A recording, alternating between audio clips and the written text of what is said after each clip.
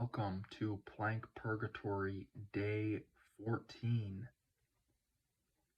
This is the conclusion of my second week of Plank Purgatory. I have upped my time from 10 minutes to 15 minutes. Yesterday was the first day that I did that. Today is the second day. If I do a little mental math, Day 14 means that I have completed 2.5 hours of plank, at least, since I have entered into Plank Purgatory. 2.5 hours is a lot of plank to do in 2 weeks. That's a lot more than the average person does. 2.5 hours of plank is probably more than the average person does in a year, actually. Speaking of year, today is the first day of the new year, so Happy New Year if you are a fellow Gregorian calendar user. I got a lot of plank to do this year. I've got a lot of planking to look forward to. If the rest of the year goes like today, I wouldn't be disappointed at all. If you couldn't tell by the thumbnail of the video, I'm quite satisfied with today's planking. Quick sip of water. I'm quite satisfied with today's planking. I took a similar approach to yesterday. I didn't actually explain what I did yesterday, but I'd made a little bit of a change. Of course, I added 5 minutes of planking. I went from 10 minutes to 15 minutes. I also did something else. I picked up a book. This isn't the first time I've picked up a book. I've done it quite a few times, actually. However, the difference is I picked up a book after my planks. This means, I'm assuming you already know what I've been doing. I have been doing a set of push-ups followed by a 1-minute plank and then repeating. I changed that up yesterday. I did a set of 10 push-ups followed by a 1-minute plank, and then I went and I picked up a book. I read a few pages, and then I repeated. Push-up, plank, book. Push-up, plank, read. Push-up, plank, book. And I did that yesterday. I didn't do it the whole time. However, I did it for about at least 10 out of my 15 planks. Today, I did it with all 15.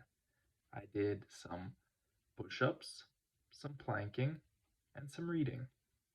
And it took me a bit longer than it probably would have if I did not take this approach. I quite enjoy the book that I've been reading, so I had my stopwatch going the whole time. After my plank, I watch for 1 minute on the stopwatch. I get up and I go right to my book, do some reading. Maybe I read 2 pages, maybe 4 pages, 5-10 minutes, right? And I'm back to planking. I'm back to push-ups, I'm back to planking. It probably took me an hour and a half to get through all of them.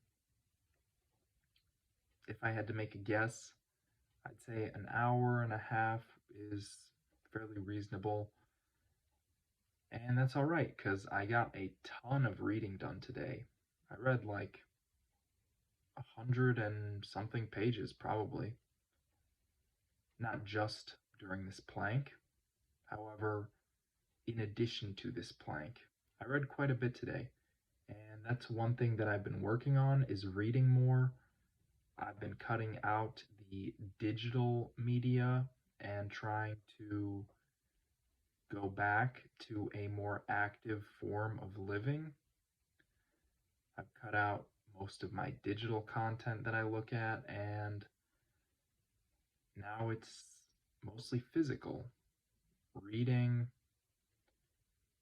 journaling, making videos is digital. However, whatever,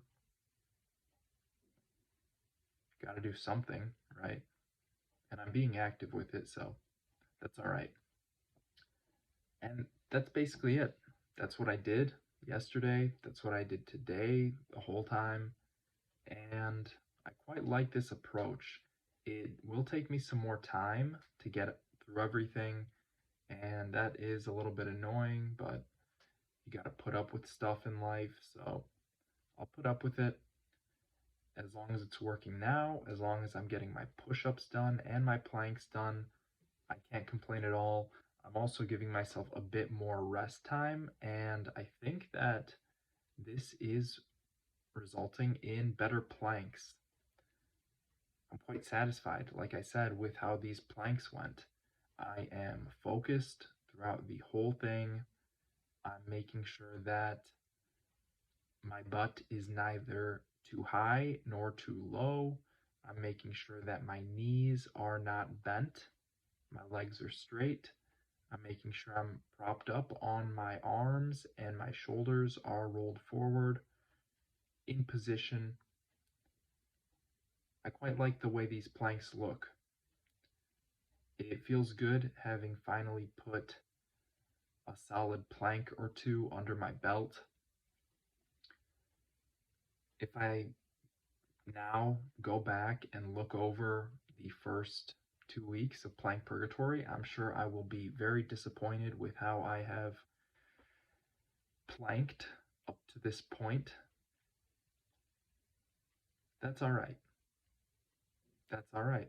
I don't mind too much. I'm learning. And I've said this once, I'll say it again. That's not something I thought I would say about the plank.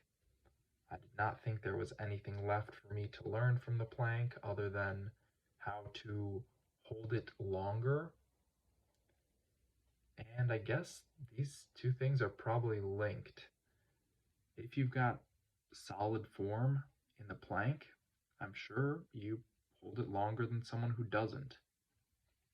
Now, of course, it all comes down to the individual. If someone is war-hardened veteran with tons of training against a ultra-obese non-training person, it's fairly clear who's going to win the planking competition.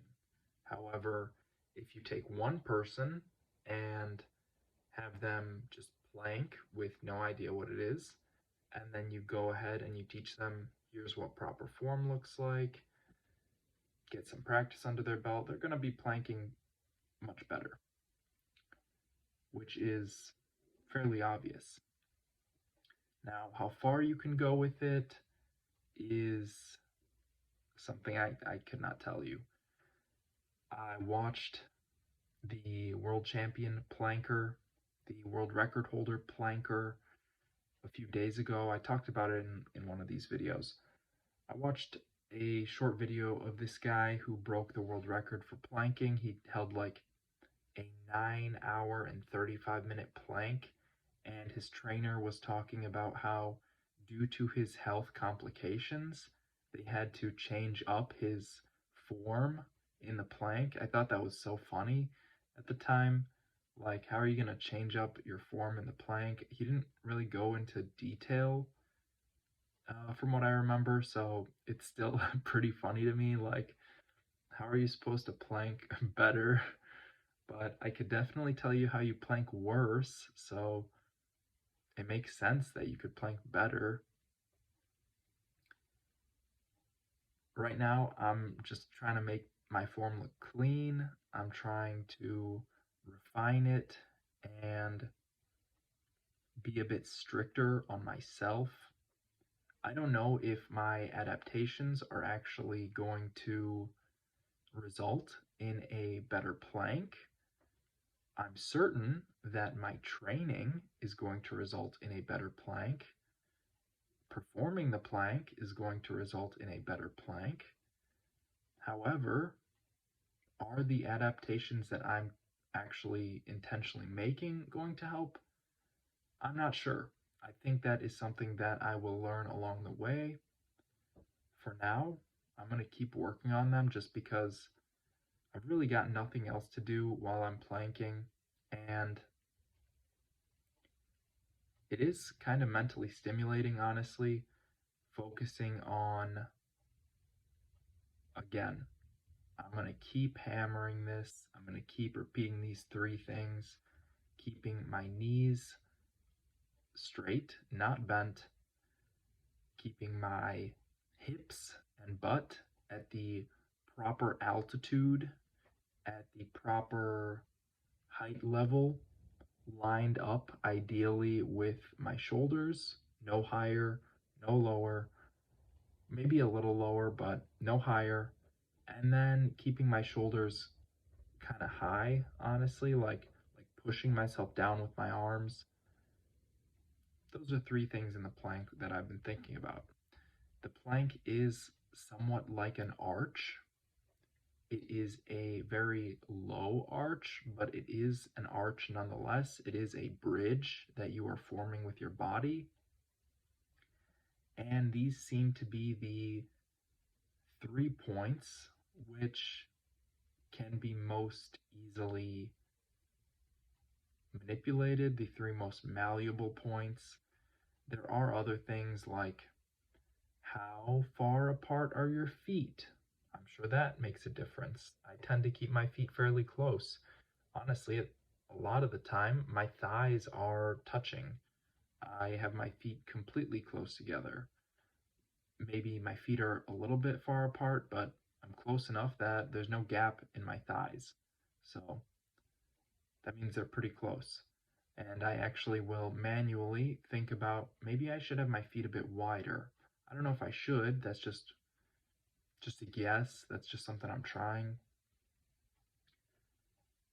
Anyways, the knees, the hips, and the shoulders are the three basically most affectable points in the plank. The knees seem to be my weakest link right now. This is the thing that I have to think about the most often, thinking about don't drop my knees, don't drop my knees, keep my knees straight, keep my legs straight, and also the hips. It honestly all is coming together. So when I get one, I think about the others next in line. Sometimes my shoulders will droop, and I gotta remind myself, push into the ground, push your upper body back up, support yourself. Sometimes my hips will drop, and I gotta think, pick those hips up. Sometimes I got my hips too high, and I think, gotta drop those hips a little bit. Sometimes it's the knees, and that's the plank. That's the whole thing. Knees, hips, shoulders, a little bit of feet action. I'm sure there's some elbow action in there too. I'm sure there's a lot more that I'm not thinking about. For now, I like this approach.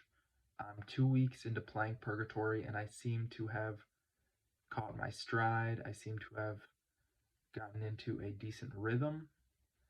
Ideally, I get my planks and push-ups and whatnot done in the morning.